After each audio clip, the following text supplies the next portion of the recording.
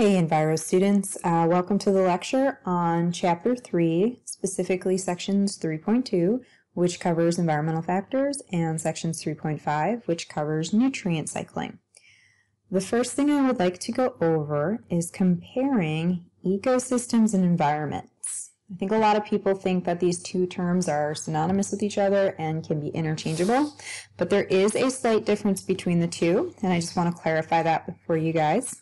So you can look at the definition. An ecosystem is interactions between biotic factors and abiotic factors in an environment, versus an environment, which is all the external factors that impact an organism or population.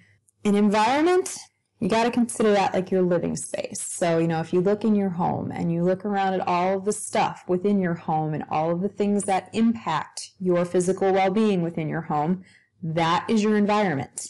That's why I've told you guys that environments can be nature spaces and human-made spaces, because we're talking about that physical space. When we talk about an ecosystem, that is nature.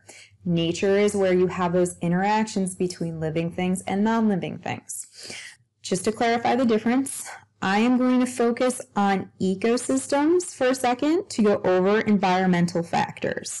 Okay, so you guys can see I've started filling out a little concept map here. If you'd like to copy this out in your notes, I think that would be a good idea. If you have a different structure in mind, please use one that you feel most comfortable with. So the main thing I'm starting with is an ecosystem. We can break down ecosystems into biotic, which are living, or once living things, and abiotic. Most people say abiotic are non-living things. I like to use the definition never was living, just to clarify between some of those once living things. Makes it a little more clear when you say abiotic factors were never living. Okay, so if we look at some of the examples, I'm pulling from that picture that you guys did on the Jamboard in class. Animals, plants, fungi, bacteria, protista, anything that falls within those five kingdoms is considered living. But also, you have things that were once living. So the great example from that picture was the dead log. It's not functioning, it's not what we would deem alive, but because it was once a living thing, we still classify it as biotic. This has to do again with the chemical structure. Even though the cells aren't functioning in that dead log, it still has the same chemical structure that the tree had when it was a living thing or an alive thing. So that's why those get classified into biotic factors. Now some examples of abiotic factors from your picture: rocks, the soil, temperature, the sunlight, air components. And that can include O2, CO2, H2O, N2O, NO2. So anything with nitrogen, oxygen, carbon dioxide, water vapor, all of those are abiotic factors. Okay, now let's talk about resources and conditions. Resources can fit right here in the middle between abiotic factors and biotic factors. The reason it can fit in between those two and actually connect them is because resources can be biotic or abiotic factors.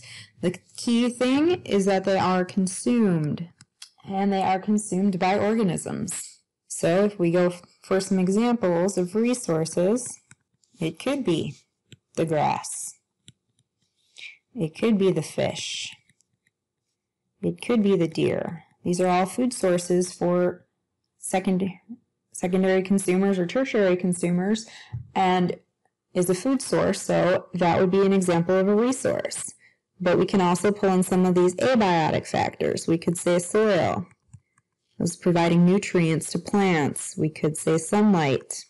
Plants require the sunlight for photosynthesis. We could pull in some air components. We could talk about oxygen, carbon dioxide, water vapor. Those are all required for cellular respiration or photosynthesis.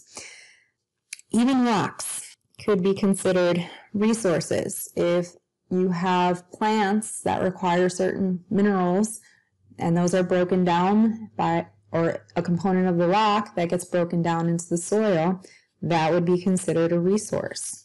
So you really have to look at the perspective of the organism that we're talking about. So when we do this condition versus resource, you have to look at the organism that you're and kind of figure it out from their point of view, whether they would use the biotic or abiotic factor as a resource. If they would not, then you can classify it as a condition.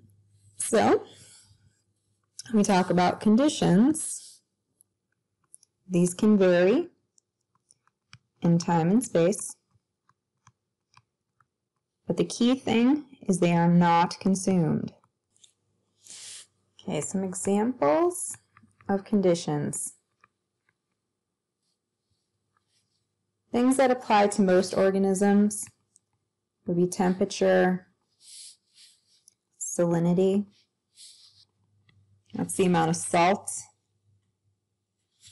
fire, pH, wind. A lot of these are weather conditions. But you could turn some of these things into resources. If you have a plant or organism that requires a certain amount of salt in their body, then salinity might be considered a resource. It all depends, again, on the perspective. The one in your book definitely makes an interesting point. So on page 53, they mention you have a plant in the desert, and those plants are going to compete for the water. It's a resource. But then it says water is a condition for things like fish and algae and penguins. They live in it, they hunt in it, but it's not a resource they're competing for. But again, if you look at it from the perspective of the fish needing water and taking the water in through their skin or gills, then you might classify it as a resource because all living things require water. So this condition thing can be a little tricky. I definitely recommend using these 5 examples. They are definitely some of the most clear. Resources that other things might fight for that are not considered biotic factors. You could be competing for space. You could be competing for food, water, nutrients, and then places to reproduce. So we're going to add a couple of examples onto resources here. Looking for a habitat or home or a place to reproduce. Like that can be a nesting space if you're a bird.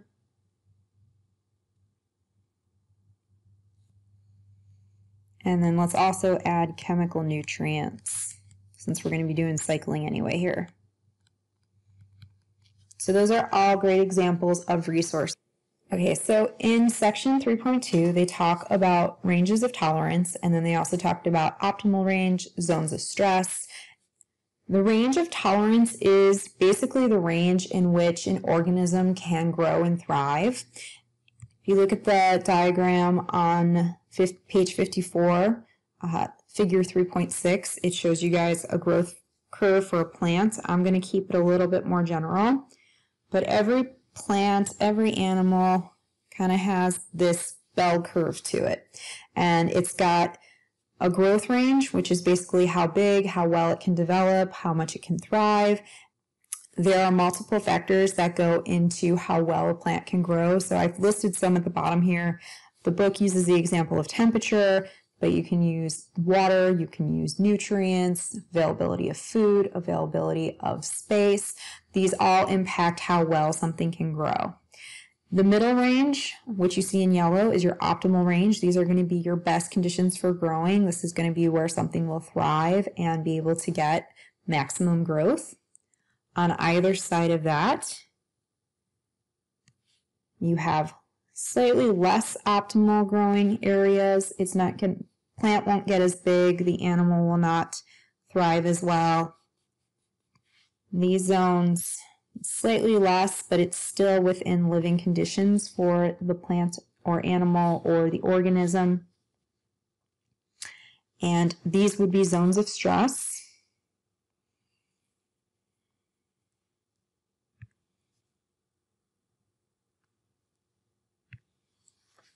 Going to define my bell curve a little better here. Okay, once we start getting onto these last areas, it's getting more and more difficult for an organism to survive. Once we hit these bottom ranges in the corners, these are ranges where the animal or the plant or the organism is getting outside its zone of tolerance. And when it gets outside of that zone of tolerance, that means it's most likely not going to survive. So once you get past these ends of the bell curve, that's usually where you see organisms dying. Okay, now all of these items at the bottom, those affect your range of tolerance, but when we talk about water or nutrients, those can also be classified as limiting factors.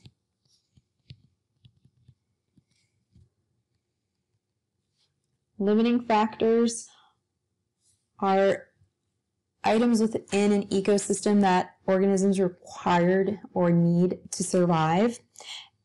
And there is always a limit to the amount of those resources available. So anything that can have a limit on it, we would call those limiting factors. It will also limit the growth or the success of the organism.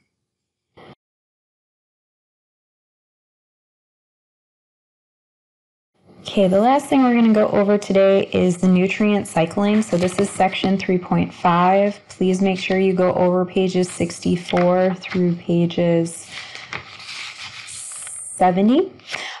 These are very important concepts. Cycling is going to honestly be something that is always in the undertone of almost every unit we do. It's a very important process. So nutrient cycling is the cycling of organic molecules through an ecosystem via biogeochemical cycles. Those pathways are always circular, so if you start in one place, you're always going to cycle back around to that place at some point. Some of these cycles can take thousands of years. Some of these cycles can happen within a day. Some happen in a lifetime. They have varying time sets depending on how deep the nutrient is in the earth or based on the lifespan of the organism. So if you look to the left under nutrient cycle, you'll see a list of various elements that organic organisms require. So carbon and hydrogen are obviously the two largest and most important, and then you also have oxygen, phosphorus, nitrogen, sulfur, and water that are all required by living things. The cycles we will focus on, you see in red, carbon, nitrogen, and phosphorus. Your book will go into those three cycles. Water we will come back around to in the wintertime, and we'll do water cycling with water specifically. Right now, we're going to look at carbon, nitrogen, and phosphorus. You guys are going to be doing a gizmo where you're going to be looking at the carbon cycle. And then nitrogen and phosphorus are going to be very important when we actually move into farming. I'm going to have you guys look at those three cycles and kind of break them out in groups.